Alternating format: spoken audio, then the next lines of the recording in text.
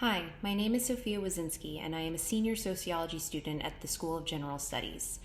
In 1989, Arlie Hochschild was the first to coin the term the second shift, which she used to describe the nature of gendered domestic labor practices, and more or less developed what became the traditional model of household labor tasks: cooking, cleaning, and childcare.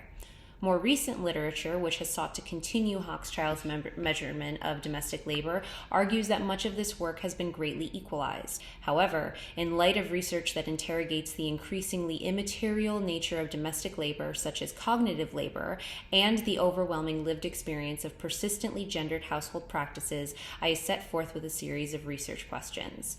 1.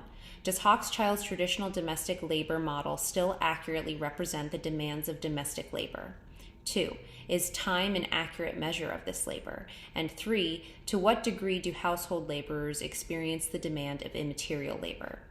To approach these questions, I studied 10 years' worth of the American time use surveys from the Bureau of Labor Statistics. I generated several graphs to represent men's versus women's self-reported time usage in both the traditional models of cooking, cleaning, and childcare, as well as other domestic tasks such as seeking out professional and self-care services, grocery shopping, and leisure/sports.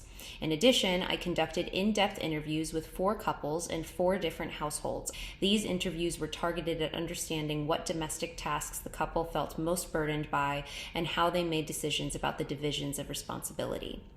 My findings derived from the American Time Use Survey were successful in showing that all domestic time use, with the exception of leisure, was much higher for women than men. Notably, tasks outside of the traditional model were increasingly gendered, with some tasks lacking men's time use altogether. This shows that the traditional model fails to encapsulate the demands of domestic labor and might be responsible for previous literature claiming that this work has reached an egalitarian state. From the interviews, several themes appeared. Perhaps the most important was the issue of multitasking, which every single female participant viewed as being key to the management of their homes. Because of the way the time use surveys are structured, they simply cannot accommodate reports of multitasking and therefore are likely to misrepresent any form of proper quantification of women's domestic tasks. Further, women identified the most demanding tasks in their household to be those akin to an emotional labor, where they had to both suppress their own emotions and guide or control those of their family members.